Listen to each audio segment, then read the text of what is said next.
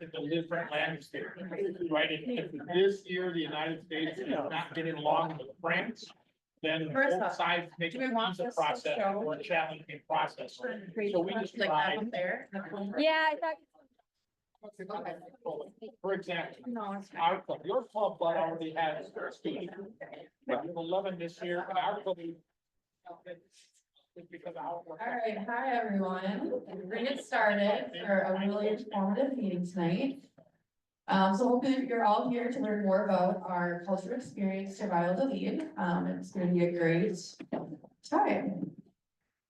This is just a reminder that all of our meetings are recorded. You can find them on our YouTube page, so check that out. You all can stand for the Pledge of Allegiance.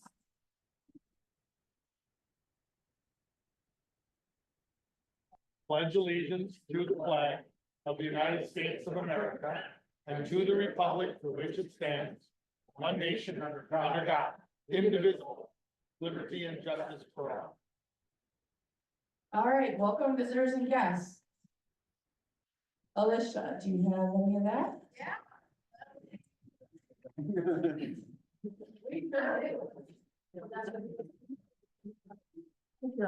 Okay, here with Angela's husband and son, it's Nick and Gory, the Gory. And then we also have Emma, former friend Emma. Yay! Hey, guys. What's your former friend? They came to our cancer polio event. Did you guys have a really fun old time with us? Now you came tonight? Awesome. We do have some people that are virtual. One is Josh, we'll introduce him soon, and then Angela is on there as well. If you're making announcements, just come to the front. Very quick birthdays, Lori just had a birthday and Aaliyah, so happy birthday to them. There are quite a few anniversaries for this month, so for 14 years, the founding members that are still in our club, or still around, are Lori, Danny, Johnny, Aaron, and Ryan, so 14 years to you guys.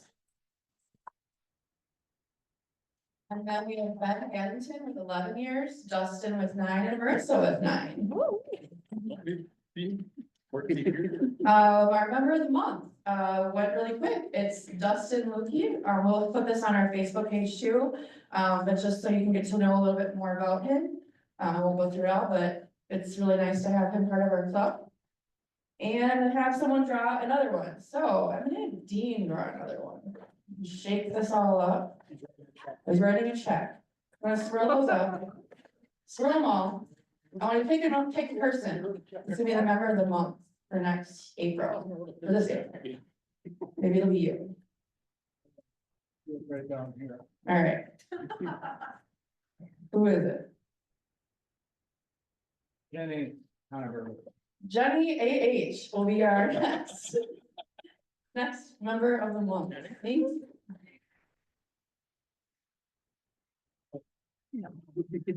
Just a few announcements. I've been talking about TriCon. There still is some availability, so if you want to go, please book that. RILA is also coming up. We're sending some students to that in May. And then some of our committee updates. The service committee. Marissa, do you want to talk about IP or do you want me to wait for you? Is Jenny here? No, she's not here. Okay. All right, coming up 2 weeks, less than 2 weeks, on Saturday, April 5th is the 9th annual iFit event. This is our Interact clubs, all the area high schools. Equivalent of Rotary is Interact, and this is their big service event for the year. It touches on international and local service. So they have a massive community food drive, and we need everybody's help to collect non-perishable food items. You can drop them off at the curb. At Logan High School from 8 to 12, the kids will be out front to collect those, or there's 2 opportunities. We have 2 packing teams, and it's meal assemblies. So somebody dumps the rice in, somebody dumps the soy in. It's really, really fun. There's a lot of energy. It's really cool to see all these kids from all the different high schools that are competitors on the football field or basketball court come together with the common goal of eliminating hunger in our community, in our world. So April 5th, if you haven't signed up for a packing team, highly encourage it. Family, friends, kids can even do it, probably like 7 or 8 and above. But it's really fun, and all non-perishable food items and money collected goes to Hunger Task Force. Well, I just wanted to add, We are good on the first shift for people, but we do need about 4 or 5 more people for the second shift, so I will send a sheet for that. I think we're good, because it's 10 to 12, right? Yep, well, Yeah. yeah. We have 11 or 12 Yep. on the first shift, so we're good on the first shift now, but we're at 7 on the second shift. So we need like 4 or 5 people, ideally, so. 700. Yep, I'll send this around. Cool. Yeah, yeah. This one, there's the exchange. Oh. You can talk about that. I don't know if we can have, okay. So, I think we just like this, but the following Saturday, we have a volunteer day at the exchange, it's a donation drop-off day. So from 9 to noon, over at the exchange, they're gonna be collecting donations, and so we'll be helping collect the donations, put them away, organize. We might be able to organize some of their shelving. The exchange, probably some organization opportunities there. So Saturday, the 12th, 9 to noon, and I'll send a sentence for that too. Marissa, you're up again. Shirts and apparel, you've probably seen her message. It's a great deal. Bill's gonna buy his first ever hours. Is Heather a person or a color? Heather. Color, but also a person. So it's RAH apparel time. Some of you have been asking, the t-shirt, we're gonna be ordering t-shirts and sweatshirts. The t-shirts are like this. This is the back of all of them. You have 3 options. You can buy all of them, you can buy multiples of all of them, you can just buy one, whatever you want to choose. The Heather True Royal is not what I'm wearing. Is anybody wearing it? Nobody's wearing it tonight. But that's one that we had last year. And all new members in 2024-25 will be gifted one from Public Image Committee. So please don't sign up for it if you are on that list of new members. It's a way to try to increase our public image in the community. When you go out and do volunteer work, you wear your shirt. There's also a Heather Navy and a Heather Purple. Those are $10 each. And I sent out, I'll send it out in email, but it is on our private Facebook page for now. Also sweatshirts, and let me see if I can move. This is the sweatshirt option for this year. They're $25. Danny, they're the J America brand. I have my gray one in the back if you want to see the ones we ordered. They're $25. You can pay the secretary, Secretary Zalisha or Joe tonight, or you can PayPal. But there is a Google form to sign up, so hopefully it's pretty easy and straightforward. If you have any questions, please let me know. It hasn't been emailed, but I will get it out sometime before the end of the week. Otherwise, it's on our private Facebook page. You can scan that to order. It pulls up the form. You can click all the shirt sizes, all the whatever you want. And then if you want to pay right away, which I encourage you to do, you can go to the, it'll pay Rotary After Hours Direct, or you can write a check or cash. Any other questions? Oh, that's me. Okay, membership. It's gonna be me, new member pinning. So we have some new members. We've been getting quite a few. So we have Peter. Lordy, right? You wanna come up? All right, so here is your official certificate and your awesome pin. Thank you. And you can, Stay up there, we'll take a group picture. all right, stay up for a group. All right. Next up is Jennifer Krantz.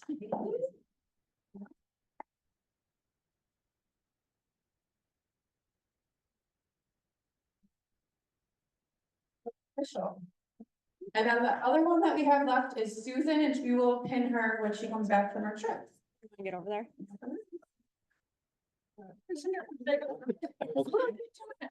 Get in there. Squeeze.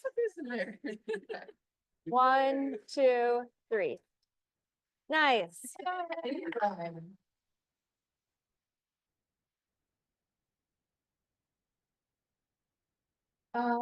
Doing this for Neil, so board elections, there's a few reminders of that, of the open board positions, he'll be following up with those that are nominated, to see if you want to say yes or no. Otherwise, if you still want to nominate someone, just talk to Neil.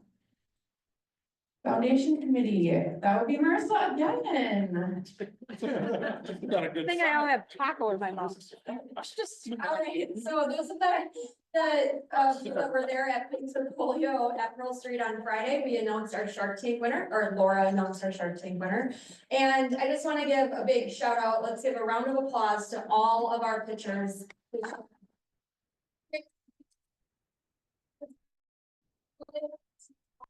And the winner was with, I believe it was 1,391 shark bucks. And the good news is everybody here knows how to count because not one person went under or over $100. So good work, guys. The winner was Megan and the building shade for our four-legged paws friends and volunteers at the Cleary Region Humane Society. So Megan will start to fill out the grant and submit it by May 25th. And the committee, the district grants committee reviews in June, and so we should hear back sometime in June whether or not we get approved. And would start work on that probably early fall. So thank you to everybody that that voted. There was 69% members voted, so thank you. Okay, we're on, I think. Nope, you're back up here, because now we started. Oh, gosh, okay. All right, so I'm gonna call up everyone that went.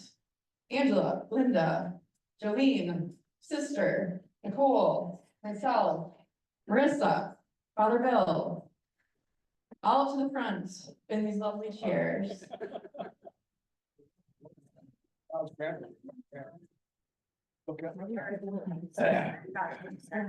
Dino, come back.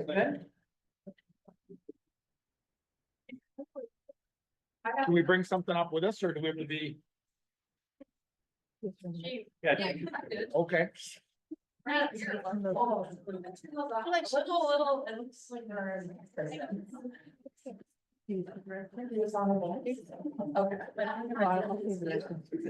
Okay, so talking about our magical trip to Mexico to Valladolid. Just to give you kind of a background, we're gonna have Bill talk first, and this, right? Dean. Nope, Josh talk first, all right. How you doing? So I'm just gonna introduce who all went, so we got, Senor Bill. You're not Grandma Bill this time. And Senor Josh, who's on ours, and Paul, you can see him, so he'll talk soon. And then Las Chicas, so there are all of us, right? And then we also have two more, we had Janine, who's from Madison, and then Pauline, who's from Canada, who went to join Bill in the Youth Exchange Conference after our trip. Here's kind of where we went in Valladolid, and then we're gonna have Josh kind of talk about, how this all got started. So Josh, you're ready. All right, can you hear me? Good. Yes, thumbs up. Yep. We can hear you. Okay. So back in 2017, visiting parts of the world and ended up in Valladolid to see Chichen Itza and the Yucatan Peninsula. And I went and visited a Rotary Club that night, and they started telling me about a project that they were doing with clean water for schools in the area. So long story short, went and visited Rotary Club, made some friends, made some connections, and I believe there might be some pictures going through the PowerPoint. I can't see the PowerPoint, but it was a great experience. And then came back a year later with Bill, Keith, who's no longer in the club, and Brandon, and Brandon's wife. And then a year after that, came back with Mr. Pritchard. And we've been going back. We took a hiatus with COVID, but we made a number of trips down there to the wonderful people of Valladolid and the welcoming folks that they are, and making a little bit of a difference. So that's about all I got. What, or unless there's questions. Okay, so to make this really magical, we're gonna go through, just using a little hat, we're gonna ask each other some questions about the trip, so that you all can hear kind of our experience. So. Let's see what a good one would be. Oh, I guess I'll take this one. What is something different from the Valladolid Rotary meeting versus our meetings that you noticed? So for starters, their meetings are at night, which is like ours. They meet a little bit later and they go for a lot longer than ours. We were at a hotel and they kind of do this similar to us where they do their club business. They say the pledge, but to the Mexican flag. They sing too, so that's different, so I'm not gonna make you sing. Maybe Neil will, but, their meeting is pretty structured. They have an agenda, which I thought was kind of cool. So you can kind of look over. I sat next to their president, of their club. It was all in Spanish, so we had like an interpreter kind of helping us, but I had my little translator, so anytime he tried to talk to me, I'd be like, here's what I wanted to say. So language barrier was a little bit different, but we all kind of sat around the big table. They did bring us gifts. We all got this medal, which was from a bike race that was one of their fundraisers for polio. So we each got that and some homemade honey. We also then kind of just went around and talked to each other. Oh, and your honey, yeah. I also got two taken away. But otherwise, yeah, it was very similar to ours, just a little bit more formal. They have less club members than we do. But they're growing and they constantly are doing volunteer projects like every week. So I think they're a morning meeting every other week. Oh, 8 AM. one at night and then one in the morning. I missed that part. So it's at night, but yeah, what time we get there? Like at 7 or 8, and then, I mean, they wanted us to stay longer. We probably left at like almost 10. But everything is a lot later there, because everything starts later, so then you go later. So that was my experience. This question. This is a good one for Bill. What makes Valladolid special or different, and why do you keep visiting there?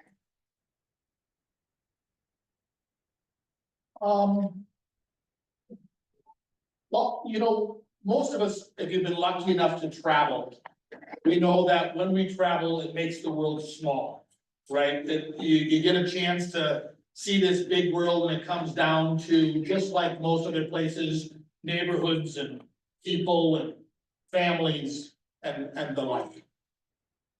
But what also is special to me about Valladolid is how it makes the small things actually a little bigger.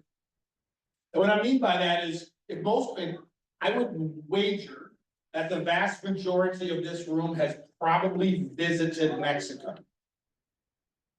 Okay, if you haven't, that's cool too, but you probably visited Mexico. But I would also wager you that most of you haven't. If you've been to Puerto Vallarta, if you've been to Cancun, if you've been to Mazatlan, if you've been to Cozumel, you haven't been to Mexico. You've been to something that was created to make us Americans feel better in Mexico. But it's not Mexico. And when I went down to the Valladolid for the first time, I had a vision in my head of what Mexico was, because I had visited many of those places. And it's not that, it's so much more. These are the warmest people in the world. Some of the shortest people I've ever met.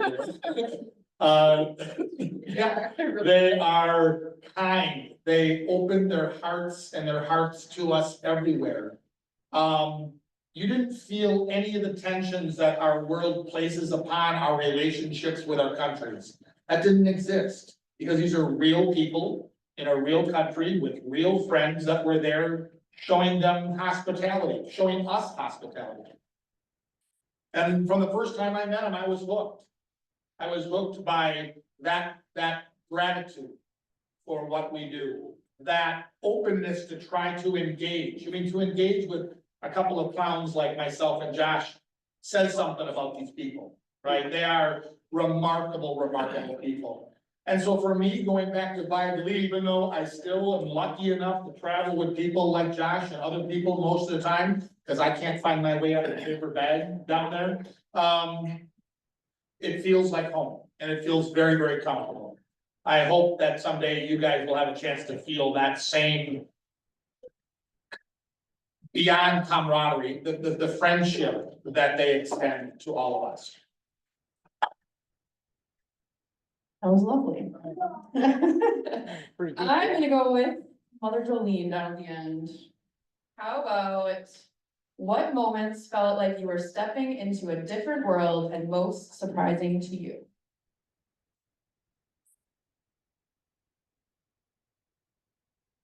So what made me feel like we're stepping into a different world and what was most surprising? So the first thing that I would say was when I knew I was stepping into a different world was the morning we got there about 10, 11 o'clock at night. So you really didn't see the city or anything, but the next morning, Josh was leading us. We were like a bunch of ducks. We had a joke about that. There were a bunch of line of ducks walking behind Josh. But, the one thing that I noticed we were in a different world is the architecture.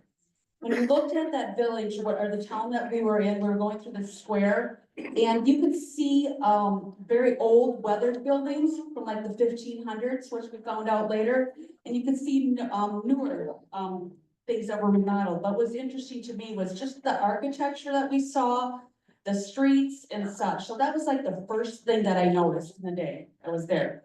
The other thing I would talk about that was really, like we're stepping into a different world is when we went to the school and we went to the village.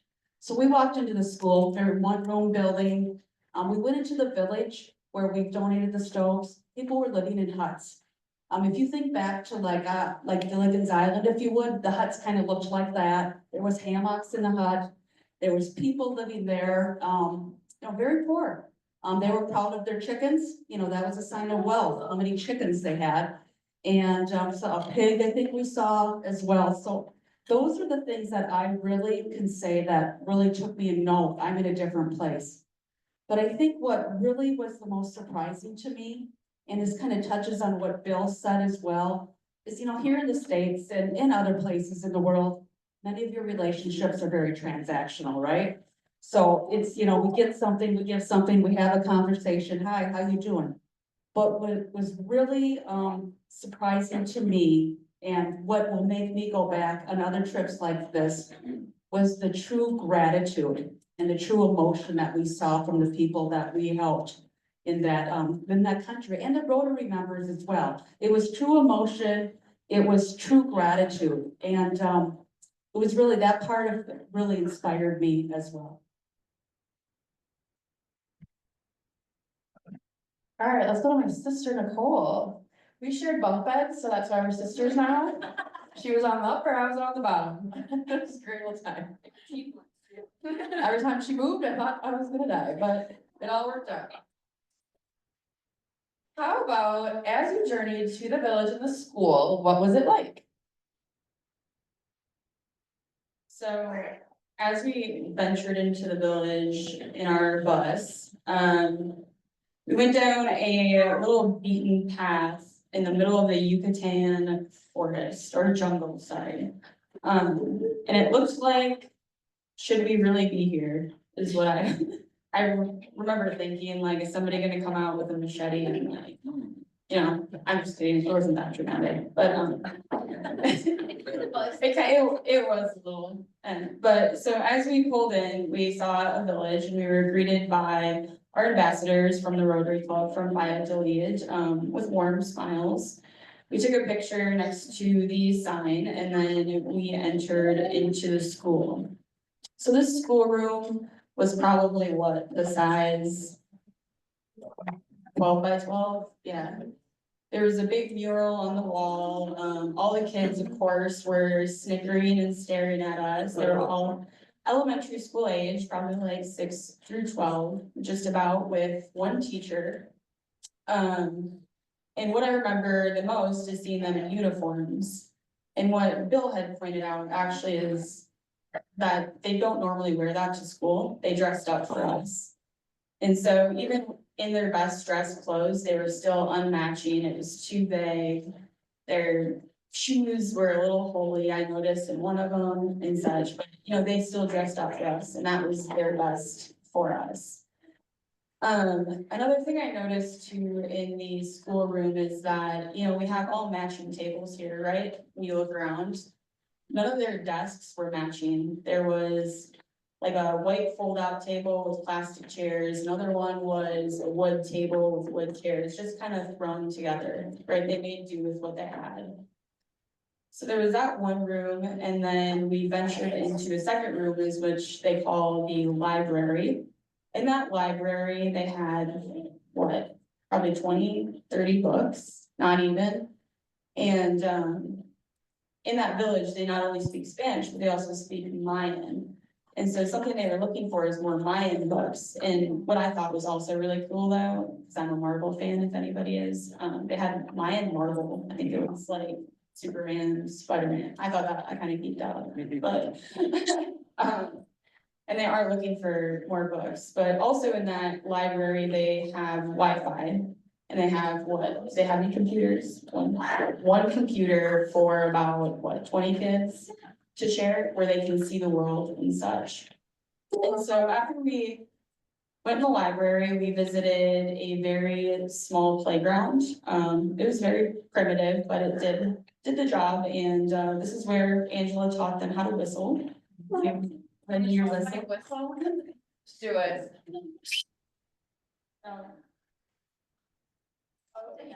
Oh yeah, like little ducks, and I'm sure their teacher was super happy with that.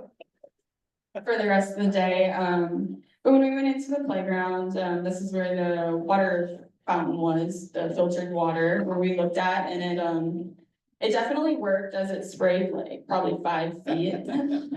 I got wet, I think Jolie got wet trying to do it, but it still worked, and it was very cool to see. So after we visited the playground, I think the children got sent home because they were so distracted, I believe. So we went into the village, and the first little hut, as Jolene had said, was just made out of sticks, right? And just as you imagined, to be honest with you, and it was very small, so Josh and Bill had to duck, all of us, I think, had to duck going into the hut. Where we found a older Mayan woman making traditional tortillas out of corn over their open fire. And that was really cool to see because she felt like she didn't have a lot to offer, but those tortillas, and was embarrassed, you know, but that just goes to show the generosity and the gratitude that they had for us coming to Valladolid. And so it was really smoky, hot, you know, really stuffy in there. And then we made our way to a second hut that had one of these ovens that we're going to talk about. And it was just a clear difference in air quality, heat, comfortability. It was just crazy to see the difference. But after we went out of the huts, we were walking along the path. And none of the paths are paved or anything, getting followed like little ducks by the kids. And this is where we were shown their chickens and pigs that they were all very, very proud of. And actually, I believe the Valladolid Rotary Club had donated some chickens. And so that was another big project for them in providing for themselves, so.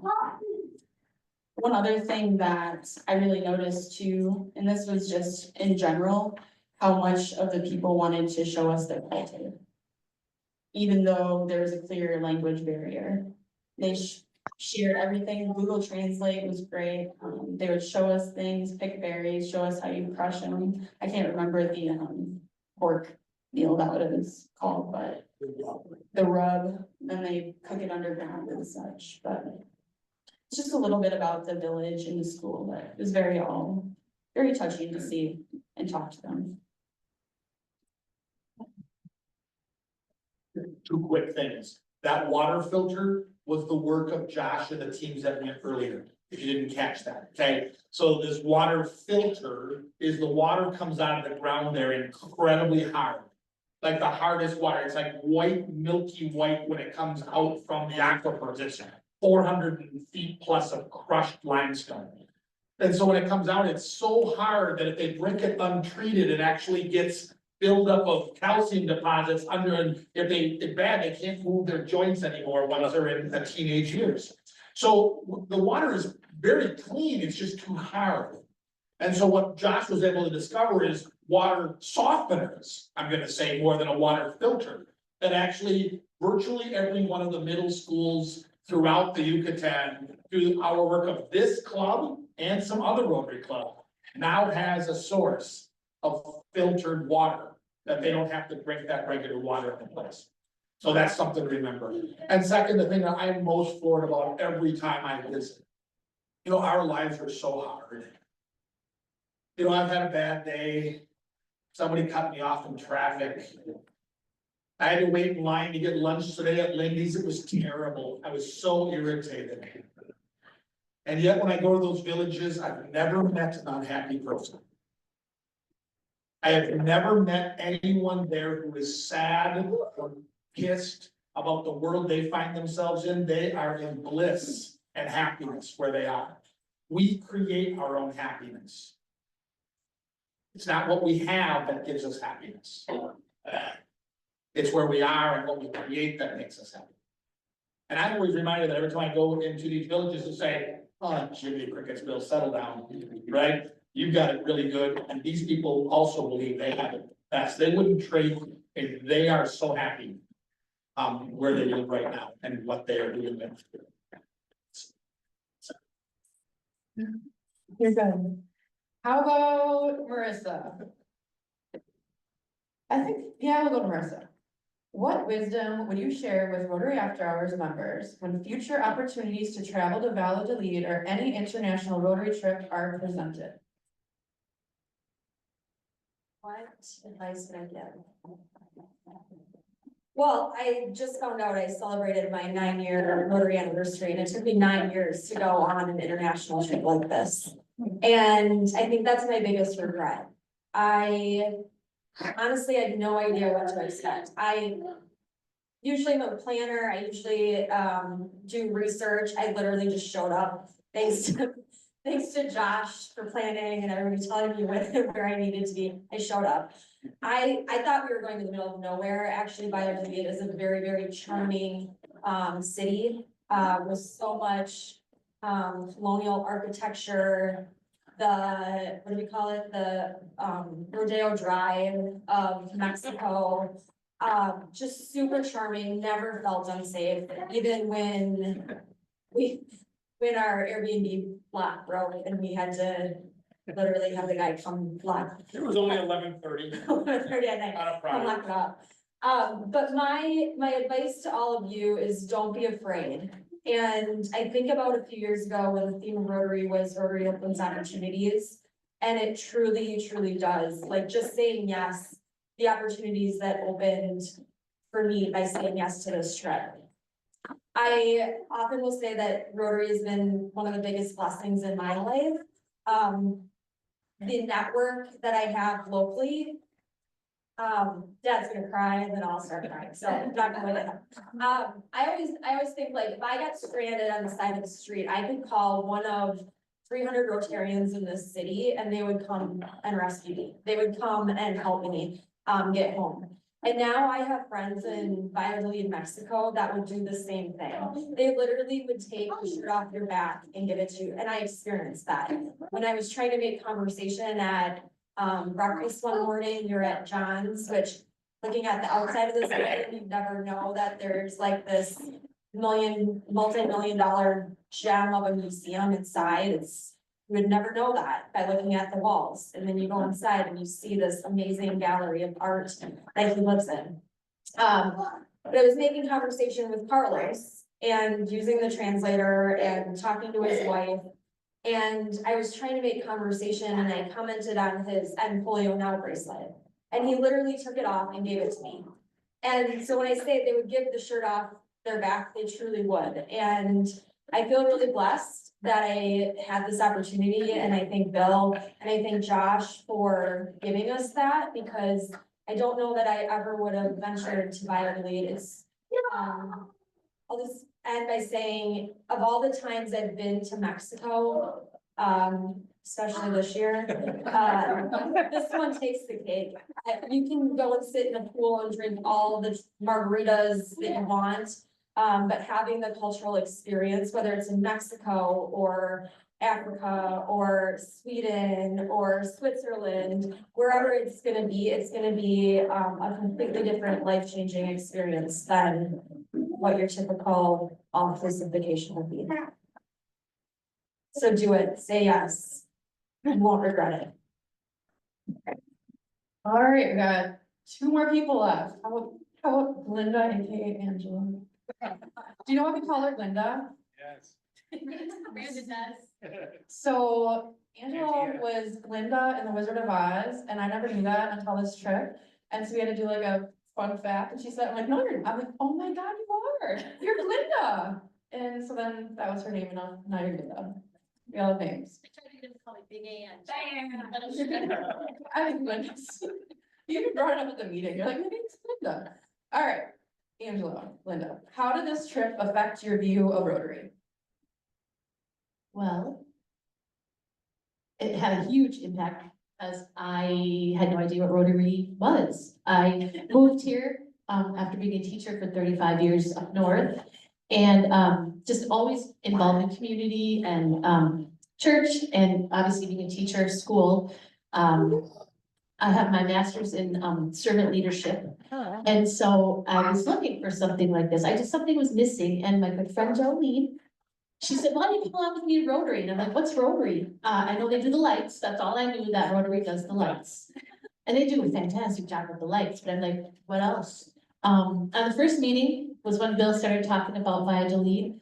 At my very first meeting, and then I said to Jolene, we should go. Cause I'm thinking, oh, trip to Mexico, and yeah. Well, it was a trip to Mexico, but like these guys said, it was not a trip to Mexico. But, I'm getting off track. How has it changed my view of Rotary? Well, I didn't realize that Rotary was so global, and that, I was thinking like Moose Club, Lions Club, kind of that kind of service organization, predominantly male, and, but, it's so global and it's so international, and it's just the work that Rotary does all around the world is it's just mind blowing to me, because I thought it was just things that we were gonna do around the community. I bartended at Oktoberfest, I helped out with the Ugly Sweater Run, I'm doing things like that. I'm like, yeah, I'm getting involved in my community and I'm making really great friends, but it's so much bigger than that, so much bigger than that. And it changed my life. Like, we were staying in a Verbo. The four of us were staying in one little room. It was a room and it had 4 beds in it. It was a room about the size of this stage. It had 4 beds in it, 4 of us girls sharing. And the bathroom for its vent was just a cutout in the concrete over the toilet and over the shower. So we had some new friends. We made a friend of a gecko, Gary the gecko, who lived with us while we were there. And also a little toad named Tommy the Toad. He was in our shower. And the gecko's shoes, Jolene was putting on her shoes one day and she screamed and I almost had a heart attack. And a gecko came flying out of her shoe and I didn't know, but it went into my shoe. So when I put on my shoe, I had the gecko in my shoe. But what point I'm trying to make is, when we first got there, I'm like, this is not the Mexico that I know. But, yeah. It's not Jackie approved, my wife, it's not been Jackie. So it was nothing like I am used to, like we are all used to. And when we visited the village and saw how they lived, and the huts, they don't really have walls, they're just sticks. And they sleep in hammocks, and I came back to our Verbo and I thought, you know what, I can do this. I can stay in this place. This is far and away better than anything that they have there. So, that also helped me change my opinion of things, but just to know, and to know that we have, Rotary, these people who were breathing in the smoke, like, these stoves are gonna be the reason that these people don't get lung diseases and they don't die early. And the water, you know, these people aren't gonna get that classification by the time they're a teenager, they're gonna be able to have like way better lives because of Rotary, and I had no idea this is what Rotary did. I'm just getting goosebumps talking about it. But I'm so passionate about all this now. We wanna get some Mayan books to send, you know, things like that, but it was just, it was life changing. And if you ever get the opportunity, please go.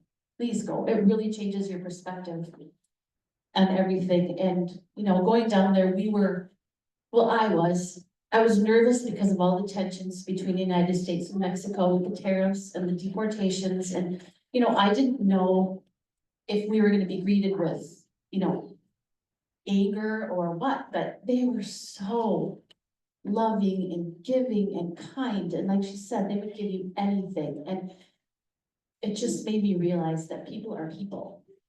And no matter where you go, and just don't listen to all the other stuff. People are people. And Rotary is awesome. And thank you for welcoming me into your Rotary Club. I'm very glad to be here.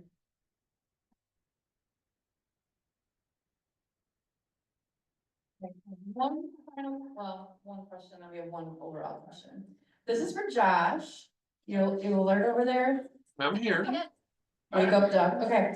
What opportunities do you see for future collaborations with our Valladolid club partners? Well, I mean, first off, I feel like a return trip needs to happen for Coke Light and Mexican Cheetos. Yeah,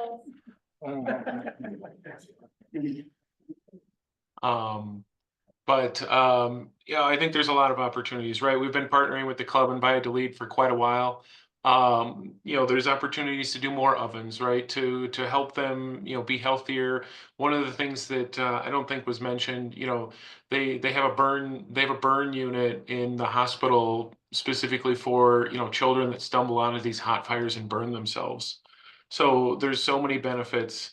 And there's, you know, for them it's world life changing. For us, you know, it's not cheap, but it's also not expensive, right? There's the dollar goes so much further down there, and it's such a wonderful place. And having traveled so many places in the world, Valladolid really is one of my favorites for all the reasons that were described before me here tonight. And it's someplace that I want to go back to again. And I think there's an incredible partnership that continues to be built year after year.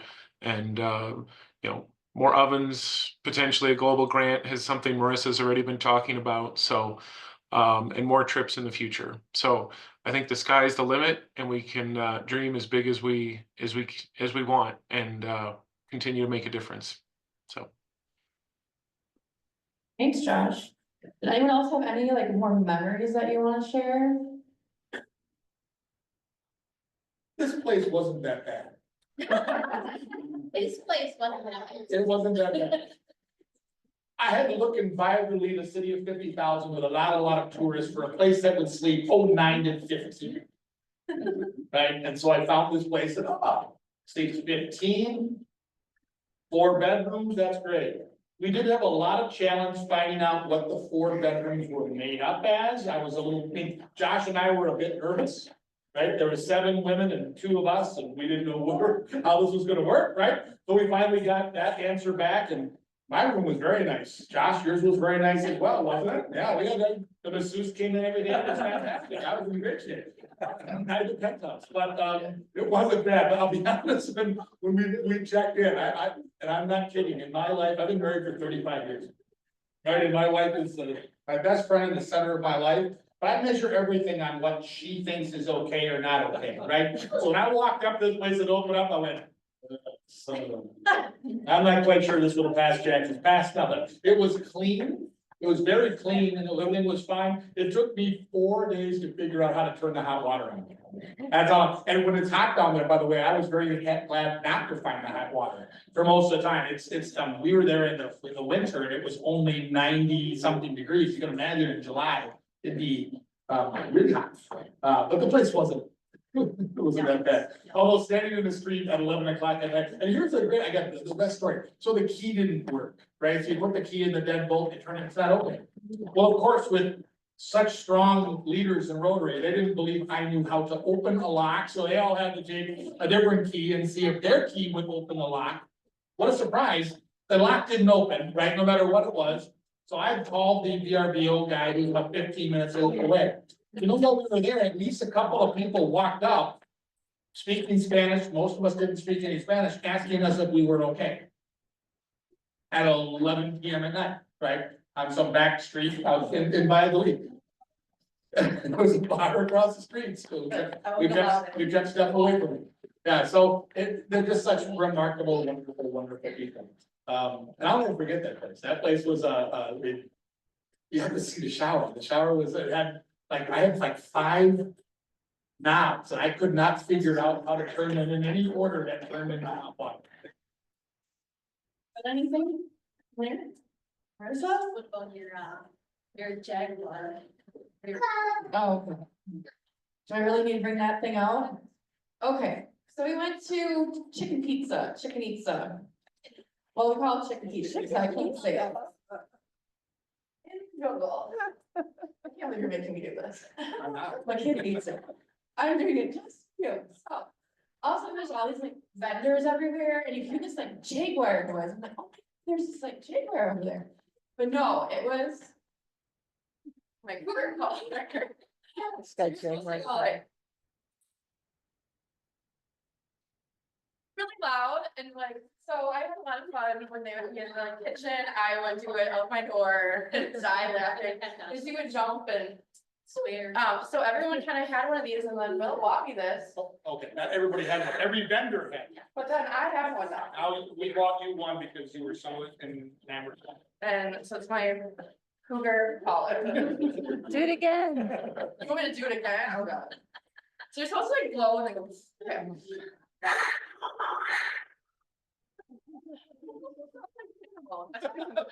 Or a hurricane, or a bad storm. There's lots of spit. Or spit. But yeah, we got lots of fun out of this thing, so. It's. But yeah, what do we got next? First up. Josh. We have Josh's little spiel to talk quickly. My little spiel. This is a picture of us at the Valladolid sign. We all took a letter. It's pretty What? good. What spiel am I supposed to say? The snow, Josh. So, in honor of Bill Pritchard, so. Oh, in honor of Bill Pritchard. So, Bill Pritchard, today we have the honor to present to you a very beautiful certificate for all of your efforts. Just kidding. We actually have something a little more material than that. So Bill, as a thank you for, initiating and coordinating and, covering financially a lot, large portion of this trip, we as a group decided to sponsor an oven, which is not the Bill Pritchard Memorial Oven, right? We'll save that for down the road, but hopefully many, many, many years in the future. But we did sponsor a Bill Pritchard honorary oven in Valladolid to say thank you to you for all of your contributions to Valladolid, this trip, this group, and making a difference in Mexico. So thank you so much, Bill, from all of us, and for all time you will have an honorary oven in your name.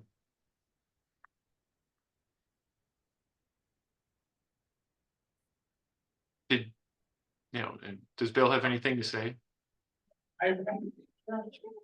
I'm on the pitch now. Okay.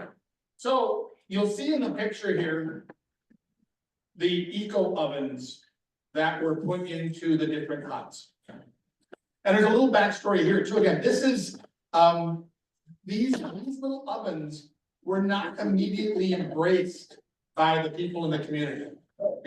For hundreds and decades, they have cooked over a little open fire in their hut. And when you walk in, if it was Josh or I, our head would be covered with soot from the top of the roof. And so very unhealthy to breathe all the air in. And so the Rotary Club of Valladolid found this source for what we call the eco oven. You can see a picture there. It's kind of a pot-bellied stove. But the pot-bellied stove is made out of a resin concrete mix that makes it cool to the touch. So when they're burning something inside there, they're not gonna have a burn from somebody stumbling into the thing. The smoke is basically a very simple complex like we would be used to with a fireplace at home. It flues out through a pipe and runs out outside. Taking the bad stuff outside with it. You can see a couple of grates on top that allows them to still cook their tortillas. Again, great idea, right? Not a darn person in the community wanted to do it, in any of their villages, like, I have done it this way since the earth was cooling and I'm not changing. We met the one lady that was the first one to try something different. You know, she finally just said, I should try this. She did try it. She's singing the praises of it, and now the waiting list is growing by leaps and bounds. It's 15, 20, 25 people that are looking, because let's just say the matriarch of the village has said, this gets my good housekeeping seal of a good thing to do. And she was the one that we were mentioning the stories she was so grateful that we were all there. At the same time, so she was so apologetic. I just wish I had more to share with you. You're going, you want to share me, this is the best tortilla I ever had in my entire life, right? This is fantastic. And she was so apologetic because their culture of showing appreciation is so strong. She wasn't quite ready for the number of us that came. That was the deal. And so here the pictures are. Okay, we're looking at, so 9 stoves were purchased by our current trip down there. Okay, that's great. So we were able to put together some funds that when we came down this time, we had sponsored 9 of the ovens that were there. But they still have 8 additional families and growing, I understand, that are waiting for these stoves. They run for like $400 each. Okay, and so we would like, I don't know the exact thing, and I'm not the right person to say the details on this because I wasn't ready to do this. But, okay, there's a video too. Yep. Okay, I'm doing really well. We're hoping that this club would be interested in continuing to help these communities outside of Valladolid. And they need at least 8, okay? Trust me, the need is much greater than 8. 8 is what's on the list right now. And at $400 a piece, we can make a significant difference in these communities' lives. So our foundation and club has committed to, matching the first $1,000. If you feel compelled to donate even $10, the QR code is on the table and you can scan that, it goes directly into our PayPal. We have committed to raising $3,200. When I think about the grand scheme of things, $400 seems like a lot, but $400 to change a family's lives seems like a little to me.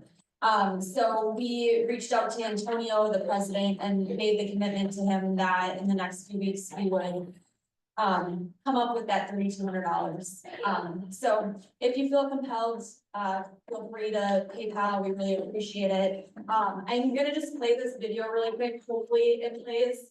And this just kind of gives you the magic of Valladolid and the project, so let's hope it plays.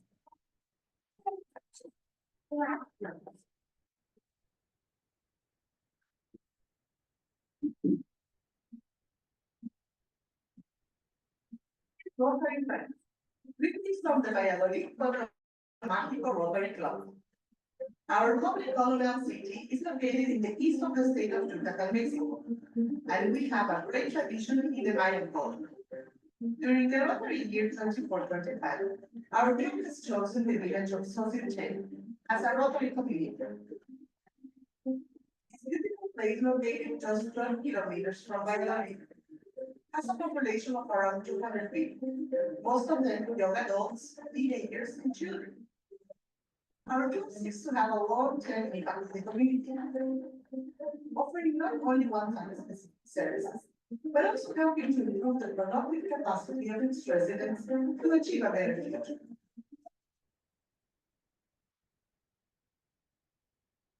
I've detected, however, that in this Mayan village there is a silent killer. A danger that does not recognize its age and that has been part of the culture for generations. The smoke from the wood burning fires used for cooking inside homes. For generations, cooking inside the Mayan houses over an open wood fire has produced an infinite number of respiratory diseases for all the inhabitants. We want to improve the health of the families of Sausalito, and for that, we need your help. We want to build an ecological store in at least half of the 38 houses in the village. And with an approximate cost of $400 for each one, we can achieve it. This love model was specially designed to adapt to traditional Mexican cooking customs and has many benefits. Reduction of air irritation and respiratory diseases from stock fumes. A reduction in the concentration of toxic gas particles in indoor air is achieved by 65% compared to open fire. And an ecological benefit since fuel consumption in firewood is reduced by 50% compared to an open fire. They are built with local materials and very easy to use. There is a lot of work to do, but we believe that the Valladolid Problematical Rotary Club, with your help, can positively impact the lives of the Mayan people of Sausalito, so that they preserve a tradition that is an important part of their identity, but also have a better future. Thank you.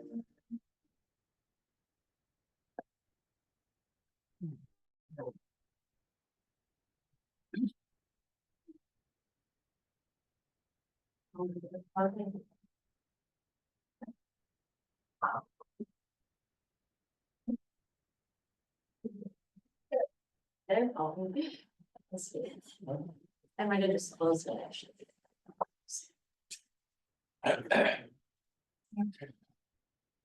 Service. I think that was it, really. It actually burns less wood. Did you hear that? So, even though they're in the jungle. There's not, I mean, a lot of areas where the villages are, there's not a lot of trees left around them because they keep burning the wood. This thing burns between 50 and 70% less wood. The oven is just more efficient. So they burn the wood through the same way they've always collected it and burn it, but they use so much less to do what they've done before. That was a benefit they didn't think they were gonna get. That was a surprise, where they got these benefits from burning less wood. So it's actually better for the environment as well.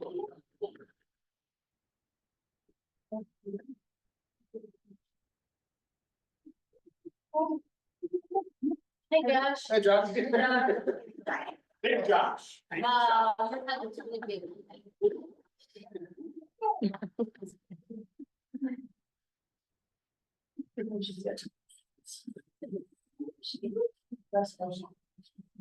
Josh is a superstar on any of these things, by the way. If you've ever been blessed to travel with Josh, Josh has an unnerving sense of direction. He never gets lost.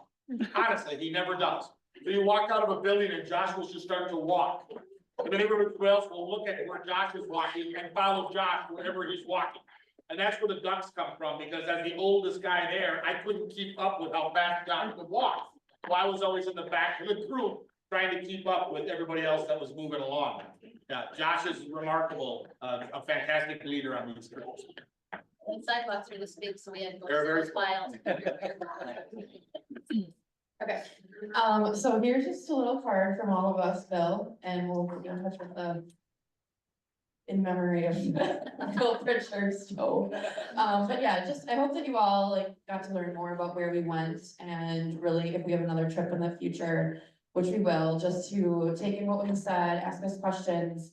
It'd be really great for you all to come and experience something like this again. You do? Oh, your question, sure.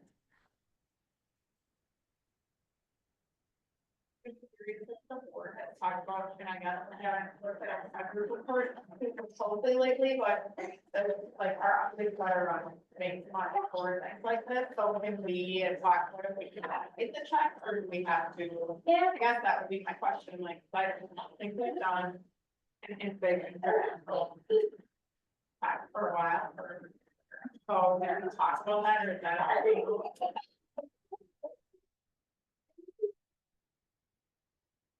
So, Great question, Danny. The foundation committee earmarked, $3,000 at the beginning of this Rotary year for friendship exchange projects and international projects. So that's where the first $1,000 is coming from. There may be more money available if, so Jeremy and Nathan and Steph both went on friendship exchange projects. If nothing comes forward or they're not ones that really, move those participants that went on the trip. So there could be, maybe some more flexibility there, but for minimum, I know there's $1,000 that we can allocate. And the board you guys could certainly talk about that, at a future board meeting too. Any other questions? I know we're getting short on time, sorry. Here we go. So, the only thing left we have, for tonight, we're gonna do this at a different meeting, but we do wanna talk about a future, volunteer project with Riverfest bartending. Do we want Ashley to talk a little bit about it? And then. Yep. Come on up. We're just gonna go kind of quickly, she'll let us know about it, and then we're actually gonna just see what everyone kind of has their thoughts, and we'll send out a survey, but we just wanna get this kind of out of the way.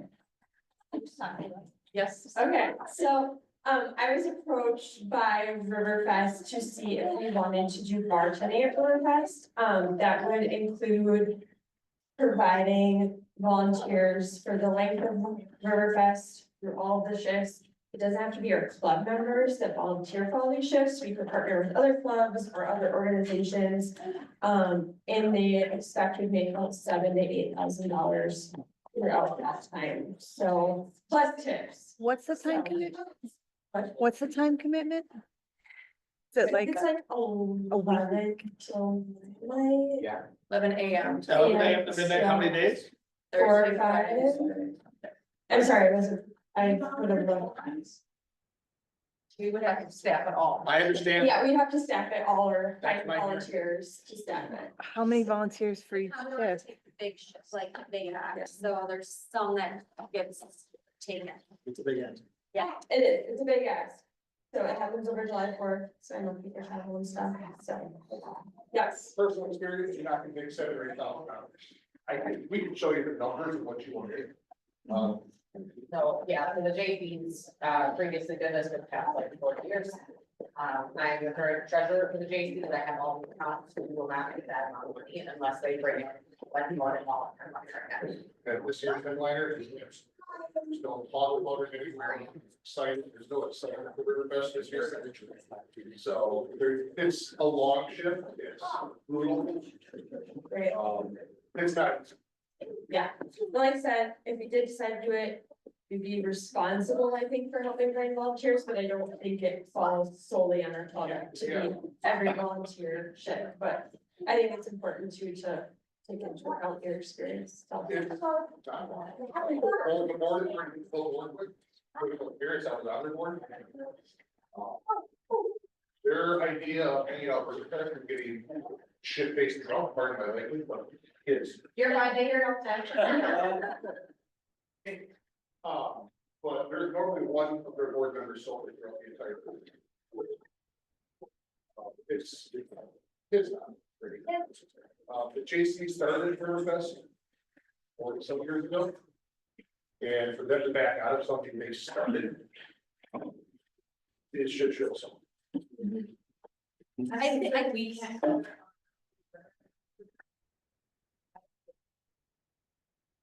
Because we probably could some volunteers.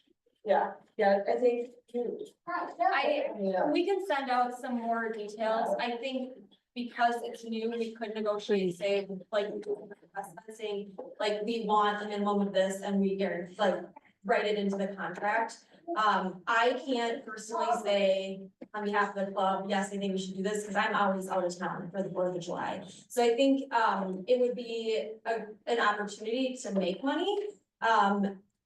Whether it's worth the squeeze, I don't know, and that's for everybody here to decide. Would you commit to, say, 2 or 3 4-hour shifts to cover, everything that we're responsible for? So I think the thought is, think about it, if you're here for the 4th of July weekend, there's obviously pros and cons. There's, experience doing it in the past. There's also an opportunity to make negotiations with how the contract's written, as what we did with Riverfest fencing. We have that, a guaranteed amount, so think about it. I think we'll send out a survey and say, yes, I'm interested in this, no, I'm not interested in this. I know the town, because we have to get a gauge of how many would actually be interested to see if we could even potentially do it. Again, it could be family, friends, we could partner with other Rotary clubs. I'm not saying it's a good idea or not a good idea, it's literally based on everybody here and whether or not you would be willing to sign up and commit to that. How much do we get our Fencing is 650. for like, Yeah, If we were to do this, how many people would we need for like a 4-hour shift? Is it like, we can send that out. We have the schedule from last year. To get a rough estimate. But there's a lot of shifts, there's a lot to cover. yeah. And somebody needs to have a bartending license too, which Jenny says she does. Bartending license at each bar. Yeah, each bar, each shift? Can't just do one person comes along. right. So anyway, food for thought. We always like to bring in money to put it back into the community, but we want to make sure it's the right thing too. I don't know why I got the money. Okay, I'll go to Oktoberfest bartending. Okay, so we're gonna do this sometime, it just takes longer. So Oktoberfest bartending, we made $3,800 in like a 5-hour shift. I suggest that we should do it again because that's a lot of money. This upcoming year versus $10 an hour, they're gonna pay $15 an hour. And they're looking for like boss type groups. So in your head of thinking, we're gonna do this kind of how we did it before, where we have the money. Think of all the different nonprofits and we're gonna go and we have a list that Jenny's made. And we're gonna kind of vote on where we want the Oktoberfest money to go to. We didn't have time tonight to do that, but just be on the lookout for that email. I think we can do it soon. But maybe just, I'm just kind of curious, maybe is there a show of hands of people that would be interested in the Riverfest before we send the survey out, or everyone's just kind of neutral? Just kind of sleep on it and see how many people are not here that weekend. I think that's right, but we're gonna send out a survey, and we're gonna see, but if you just would really please just help do that, that'd be great. So now on to, how about, we'll wrap this up and on to better fun things. This will be coming up, how to spend our money. But this was turned in by Dean, and I thought it was really nice, because I've been trying to do a quote after, before every meeting for you to think about. So to make a difference in someone's life, you don't have to be brilliant, rich, beautiful, or perfect, you just have to care. So please try to think about that as you leave and go out in the world. And then come back in 2 weeks, because it's gonna be an awesome time. So it's gonna be Rotary check night. But I'm gonna twist on Christmas around the world. So we're gonna learn all about Christmas celebrations around the world as we're doing checks, and there might be some surprises too. So please plan on coming. And finally, the 5-way test, if you all could stand and do this of the things we think, say, or do. Is it true? Is it fair to all concerned? Will goodwill and friendships will be beneficial to all concerned? And if not. All right, thank you so much for coming, and I hope you had a great night learning about Mexico. One last thing.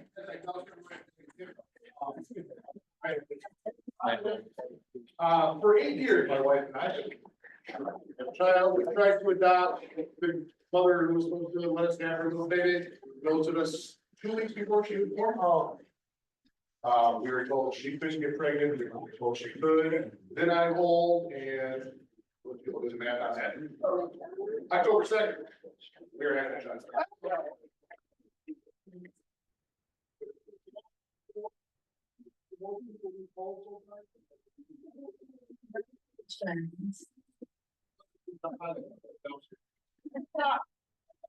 All right, thank you all. Maybe help clean up, that'd be great too. Thanks.